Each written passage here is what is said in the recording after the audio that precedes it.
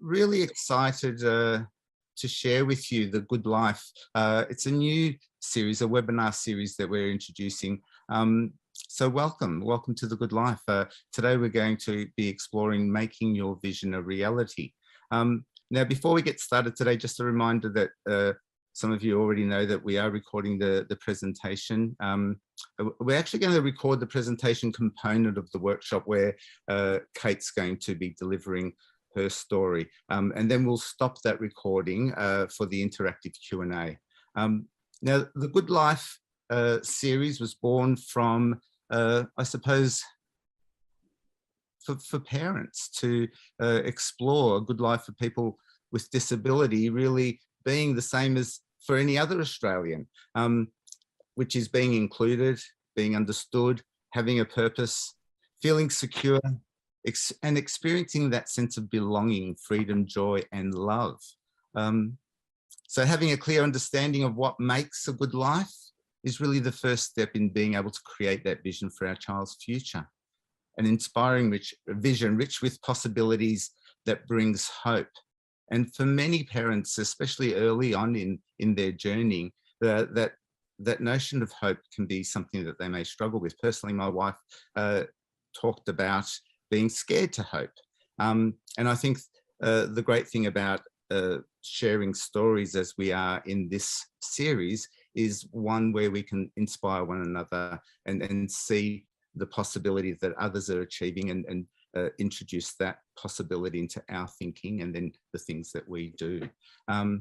So that concept of having a dream for our child and then making it a reality. So in this series, thank you, darling, we're going to hear from parents of adult children, parents of teenage children, parents of children with a disability. And they're going to reflect on those early years, the steps that they took to build a good life for their child, for their family. So following the presentation today, we're going to have that group discussion. So if you can just hold on to your questions, you can write them into chat using the chat function, and we will go on to that.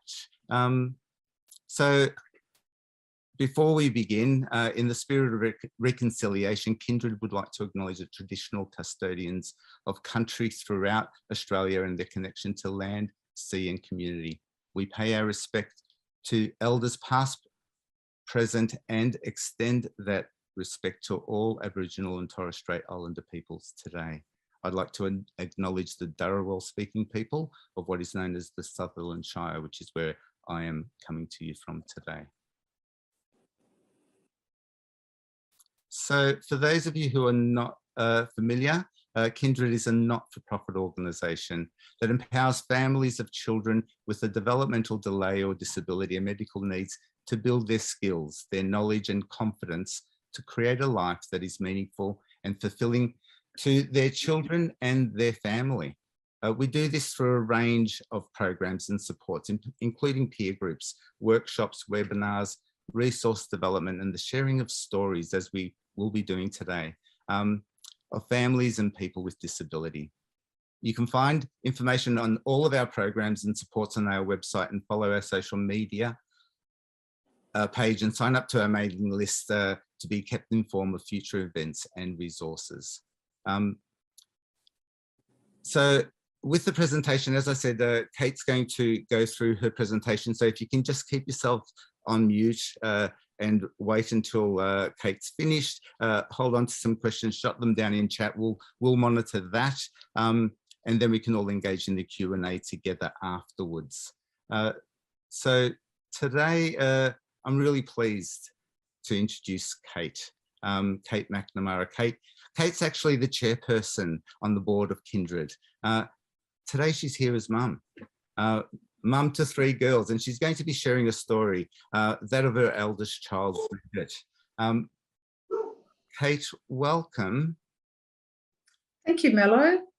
Hello, everyone. Lovely to be here and see your faces. A few people I recognise, which is nice. Yeah, look, I'm just here to sort of talk about my experiences with our daughter Bridget. Bridget's 25 now, and she's an artist. I'll just show you a picture of her. She is the first of our 3 children. We've got 3 daughters, and they're only 3.5 years apart. So it was interesting when they were young. It was all pretty chaotic. She was my first. I had no experience of motherhood and no experience of disability. So I think particularly in the first instance, information was important to me, and having access to good information was probably really the thing that just, I had no idea about what to expect for Bridget's life. I remember saying to a key worker when Bridget was about 2, what do you see is going to happen with Bridget? And she just said, well, she'll be in a mainstream school. And I went, oh, okay, right. Oh, yeah. And so wherever I could pick up information, I picked up information. And something that really stuck with me in the early days was going to a talk and people talking about having a vision for your child. And it kind of, you know, makes sense when you think about it, but it had to be pointed out to me because you have dreams and hopes for all your children. But having a vision for Bridget, and the idea was, they said, have an aim for where you want Bridget to be. And then as you're going through on her journey, check it again and how the progress is going with the vision. So with that, my husband and I talked about it, and our vision for Bridget was to live independently and work independently and have a friendship group. So as she was going through life, we'd be looking and making arrangements for her. And I suppose we'd be thinking, you know, checking it against. So like, say, for example, with school transport, I would have loved to have had the taxi come and pick Bridget up for school transport. But with this vision of being independent, we spent almost a year getting her down to the local bus stop to get her to high school, until by the end of the year, she was able to get herself on the bus to school and home again without too many troubles. And what that meant was really over the 6 years of high school, she had those 6 years to practice understanding the transport system around Sydney. So when she left school, it was something that helped in her independence to get her around. So that was the sort of thing that we would go back, and sometimes we'd be looking at things and we would stop doing them because we'd think, actually, that isn't working in the right direction for Bridget. So the vision was always really important. And I think also just understanding who we were dealing with Bridget to really get inside her head, that Bridget is very shy.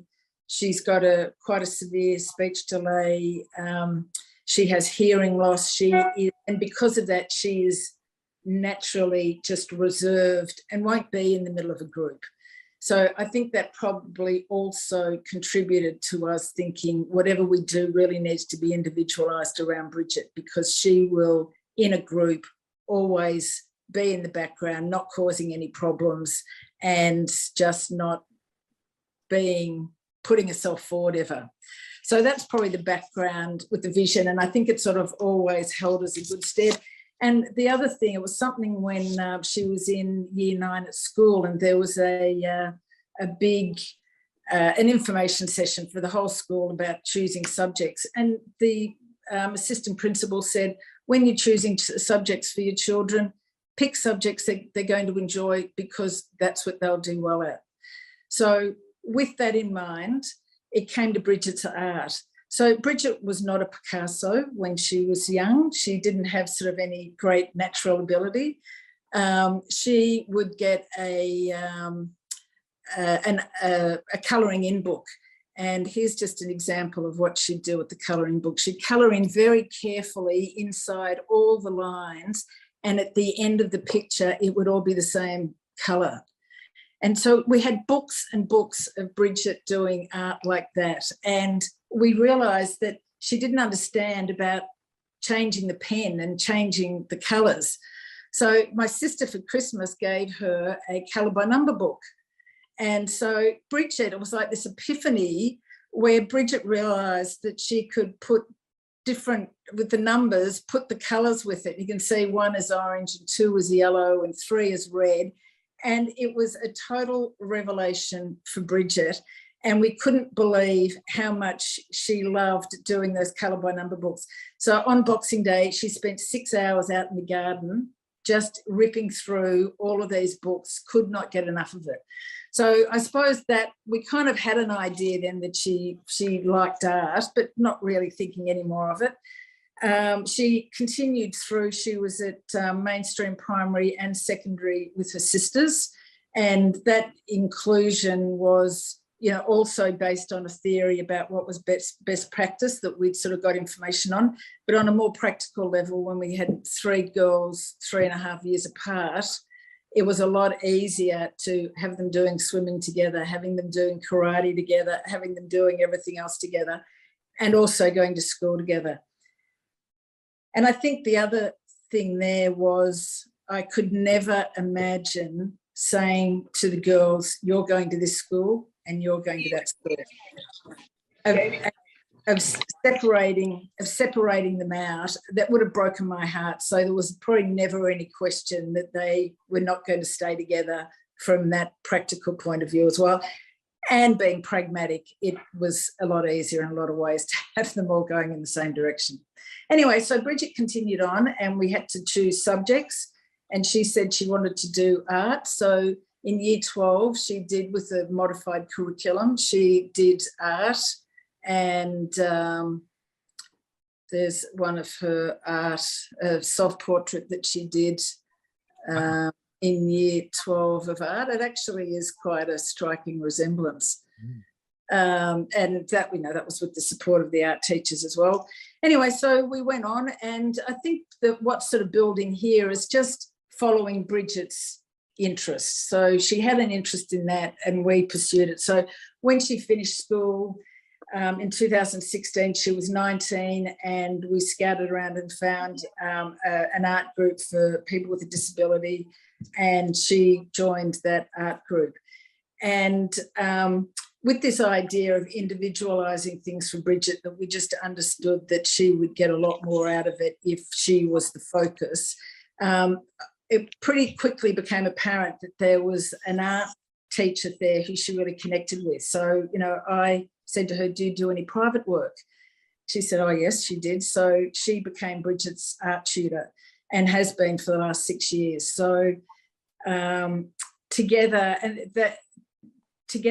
they only probably catch up for about an hour and a half each week, and they will go down to the park or they wander around, and they've got a sketch pad, and Bridget would do some drawings, and she might do like 4 or 5 sketches, and then that would set her up for the week to come back and do more drawing. And I found that the art was becoming more and more important to Bridget. You know, it was, it was her main focus. It became a downtime. It was very relaxing for her, and it gave her a lot of satisfaction. So because of that, we started sort of building on it. And I suppose this is where just getting behind what she was doing and what she was interested in. So we continued on, and we set up art tracks in her room. So, I mean, this was obviously early days of curation. So she could put her art on the wall, and we could move it around, and she could look at it and see what she was doing. And, you know, she really got a kick out of that. So then we wanted other people to understand about her art as well. So we got her art printed onto cards. And this was really good for a number of reasons, because when she was at work, we would have the stand with all her cards there. And when you're non-verbal, for Bridget to be able to be at work and her work colleagues, when she's not going to tell them that she's doing art at home, for her work colleagues to look and say, oh my God, look at the art you're doing, Bridget, that's incredible. You know, that was really worthwhile. So people started to look at her like, you're an artist. It's another aspect. It was something they could talk about, and something she was really pleased, even if she wasn't talking to them, they were talking to her about. So, you know, that was really nice. We had her email details in the back of the card. So often we would get emails from people who had received Bridget's cards and they'd want cards, and word started to spread.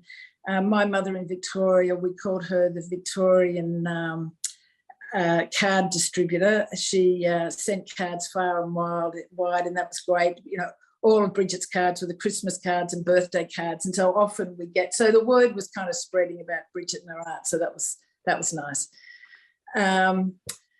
Then we, as another sort of thing, just to build on the art, we had Bridget working with a local handy woman, and they were making the art frames.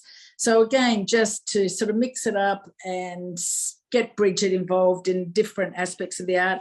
We really didn't know where it was heading. It was really sort of something post-school as well, just to, here's an interest, let's sort of see where it goes.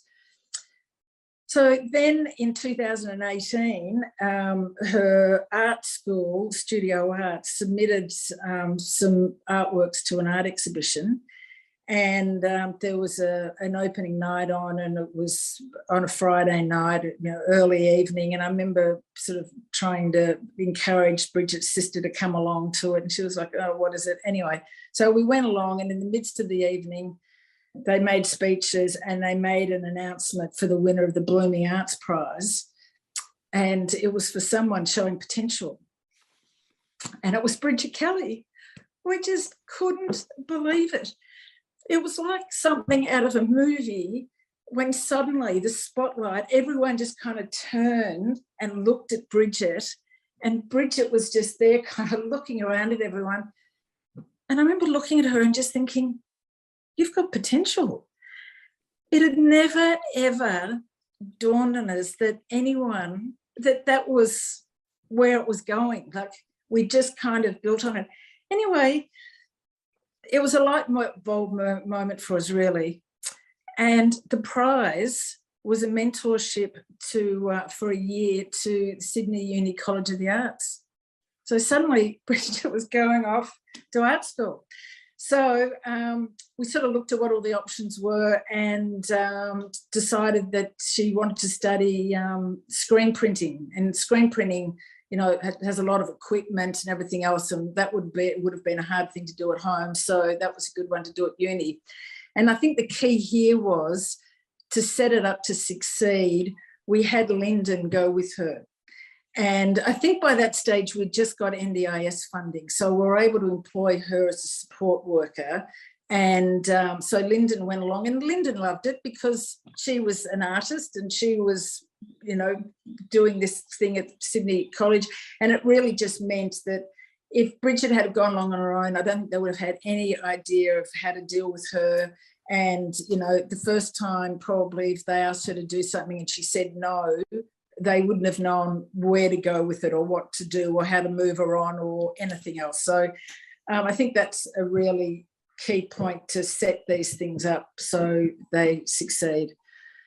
That was probably a real turning point. From there, then it's just moved on exponentially over the last couple of years. At the art college, we discovered that Sydney Uni had a 2-year Uni to Beyond program, specifically for people with an intellectual disability. So Bridget went along and studied art and music there. Most of it was on Zoom because it was during lockdown, and being quiet, being shy, being reserved, Bridget could not have asked for anything better. She loved it being on Zoom. She would have, I think, probably struggled on campus. It would have been great for her, but she was very happy for it to be on Zoom. And, you know, I was saying to Mello that she was on a Zoom with a music class, and it was at the Conservatorium of Music. It's like, Bridget's doing a music class at the Conservatorium of Music, and then she had one semester it was online, and we got videos back and she's playing the ukulele with all the other education students at the Conservatorium of Music. So it just kind of opened up that another opportunity. And I suppose with each thing, we just kind of went on it, and it went with it and built on it and got information and kind of continued on.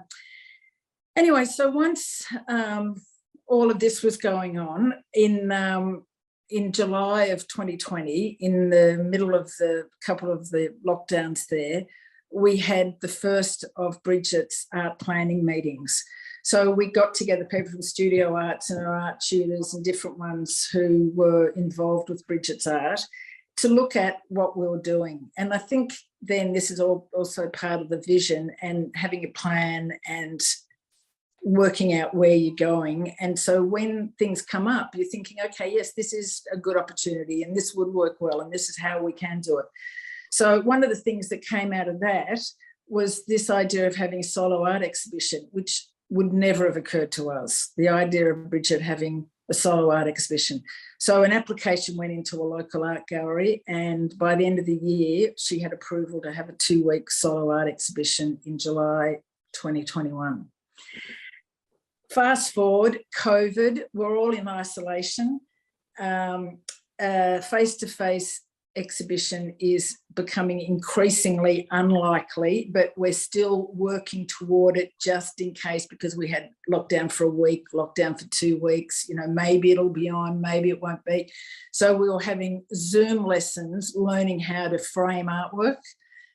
We had, like, in isolation, every day we'd have to frame 2 artworks, so we'd have enough to get together for the exhibition.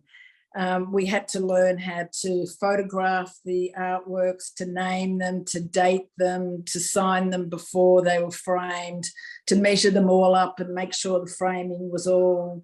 It was a big learning curve for all of us, but again, probably an opportunity for Bridget just to learn that side of her art practice, which now she does a lot of that herself. And of course, the week before the exhibition, the face-to-face was cancelled, but we had everything all ready to go. So we came up with this idea that we would video it. So we got permission as a family unit, to go into the gallery space. And we, Morag, Bridget's sister, was with us, and she did the videoing, and Bridget's other sister was in Melbourne. And so we sent the videos down to her, and she created these 2 fabulous little videos, one sort of a fun one for the art exhibition and one a more serious one with all the pictures and what they were and everything else. Anyway, I had no idea even about social media. It was a big learning curve for me, because I thought I'd email them out to friends. And someone said, no, socials, put them on socials. Oh, okay, socials. All right, socials. Anyway, it went gangbusters, and so many more people saw the exhibition online more than they ever would have seen it face-to-face. And since then, she sold artworks and things have gone crazy. And, and now that's when she says, I am an artist. That has been a really big thing for Bridget, to have that acknowledgement and to be doing artworks that are going up on her social media and selling the next day. And, it really has been fantastic. From there, she was asked to speak at a family conference. And so, and she also received a young entrepreneurs grant to put that talk together. So Bridget's got a motor planning issue.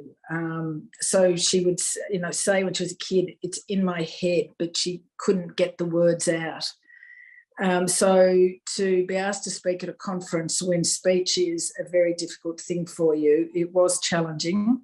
So we worked with Bridget for about 6 weeks with her speech therapist to come up with a script. And of course, what we didn't realise, once Bridget had gone through and worked out what she wanted to say and we put it in a script, she can read and write. She actually read the script. She was almost jumping out of her skin with joy, because she didn't have the motor planning issue. It was all there in front of her, what she wanted to say, and she read it. So she has hearing loss, so articulation was an issue as well.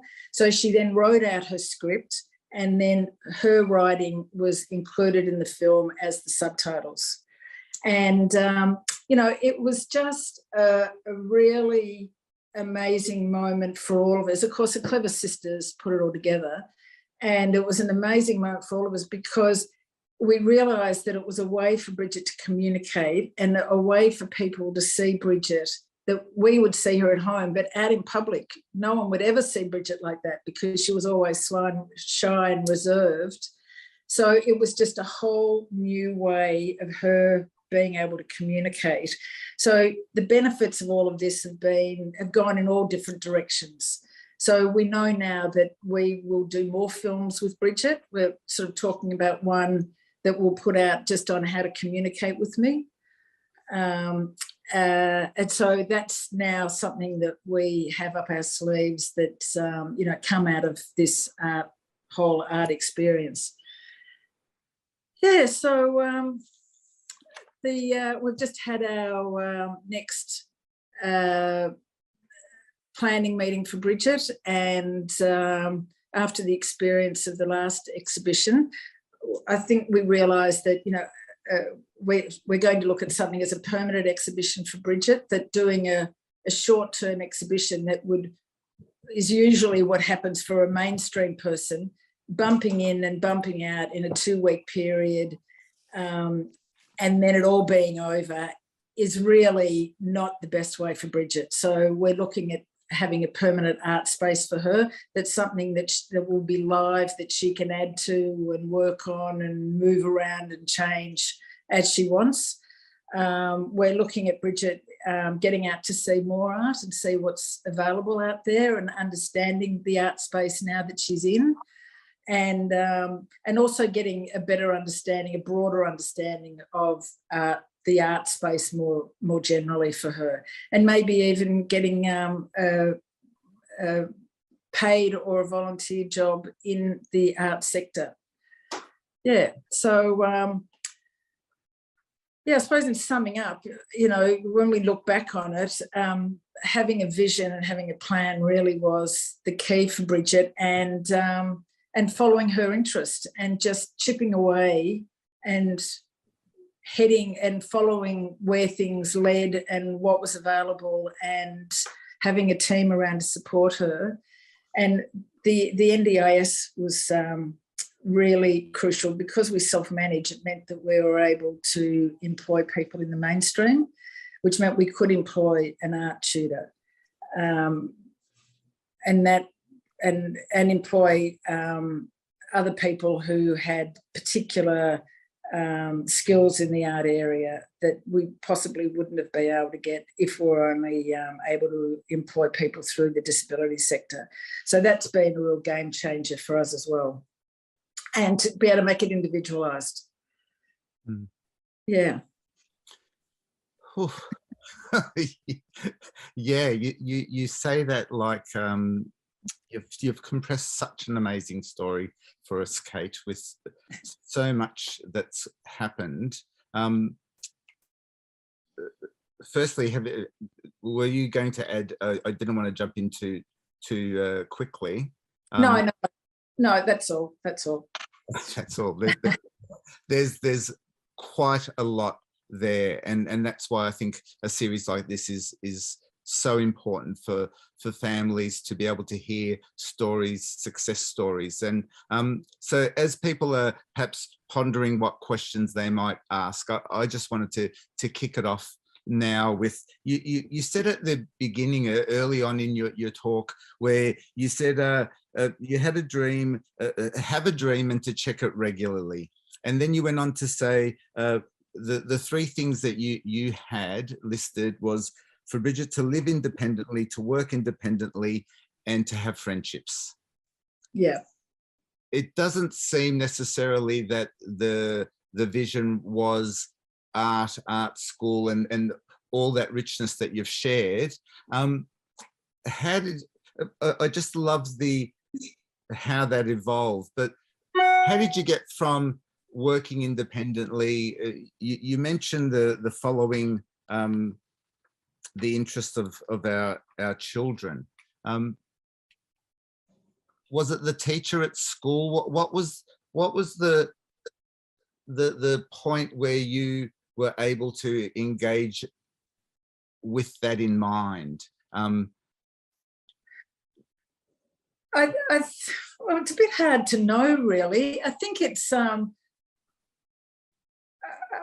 probably can't pinpoint. I know that point when she was in year 9, that when he was talking about that if you're doing what you enjoy, it's you're more likely to have success with it. That really resonated.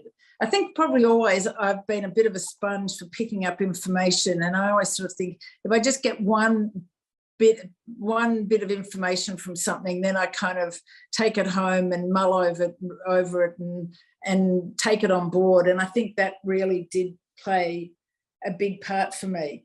And also it was like she was finishing school. We didn't know what she was going to do. What are you interested in? Art. I was like, okay, well, let's run with that then. Hello. I am Bridget Kelly. This is my story. So far, when I was small, I liked coloring. I had coloring books and color by notebook books. After school, I wanted to do more art. My parents could see this, so they helped me to get an art tutor. I go to art classes, and I have an art plan. I sell my art on social media, and I had a solo exhibition. What does your dad like? My answer to you is follow your dad's interest. Who knows where it will lead?